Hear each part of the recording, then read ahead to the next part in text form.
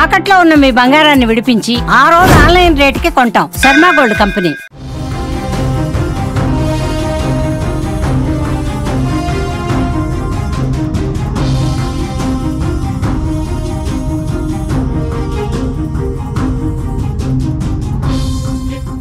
అనుకోకుండా సరిహద్దును దాటిన సరిహద్దు భద్రతా దళం బీఎస్ఎఫ్ జవాన్ను పాకిస్తాన్ విడిచిపెట్టకుండా జాప్యం చేస్తోంది.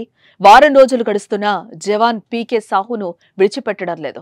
చర్చల పేరిట రోజులు గడుపుతోంది. జవాన్ను ఇండియా తీసుకొచ్చేందుకు అధికారులు ప్రయత్నాలు చేస్తున్నారు. పాక్ అధికారులతో చర్చలు జరుపుతున్నారు. కానీ ఉన్నతాధికారుల నుంచి ఆదేశాలు రాలేదంటూ జవాన్ను పంపకుండా పాక్ రేంజర్లు కాలక్షేపం చేస్తున్నారు. అడ్డమైన సాకులు చెబుతూ కావాలనే కాలయాపన చేయడం పాక్ అధికారుల తీరును భారత్ తీవ్రంగా ఖండిస్తోంది.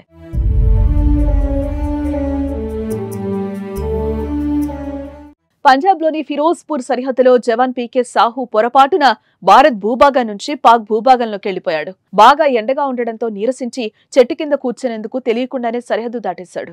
అతని యూనిఫామ్ లో ఉండడంతో పాటు రైఫిల్ ను కూడా కలిగి ఉండడంతో అతన్ని గత బుధవారం పాక్ రేంజర్లు అదుపులోకి తీసుకున్నారు. పాక్ సమస్యను పరిష్కరించాలనుకుంటే వెంటనే విడిచిపెట్టొచ్చు. అప్పటి నుంచి వారి అదుపులోనే ఉన్నాడు. ఇలా పొరపాటున సైనికులు భూభాగం దాటితే గంటల్లోనే పంపే అవకాశం ఉంటుంది. కానీ జవాన్ను తిరిగి పంపకుండా తన బుద్ధిని చాటుకుంటోంది.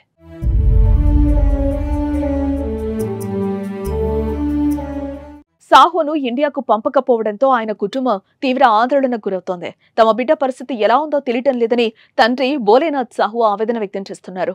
కుమారుడు క్షేమంగా ఉన్నాడా, బతికే ఉన్నాడా అనే దానిపై ఎవరూ సమాచారం ఇవ్వడం లేదని వాపోతున్నారు. తమ బిడ్డను ఎలాగైనా విడిపించి క్షేమంగా ఇంటికి తీసుకురావాలంటూ భారత ప్రభుత్వాన్ని వారు వేడుకుంటున్నారు. పెహల్గాం ఉగ్రదాడి ఘటనతో భారత్ పాకిస్తాన్ మధ్య యుద్ధ వాతావరణం నెలకొంది. రెండు దేశాల మధ్య సంబంధాలు పూర్తిగా దెబ్బతిన్నాయి. ఒకరిపై ఒకరు ఆంక్షలు విధించి అమలు చేస్తున్నారు. ఇలాంటి పరిణామంలో పాక్ చెరలో బీఎస్ఎఫ్ జవాన్ ఉండడం, విడుదల చేయకుండా పాకిస్తాన్ చర్చల పేరిట సాగతీయటం ఇప్పుడు చర్చనీయాంశమైంది.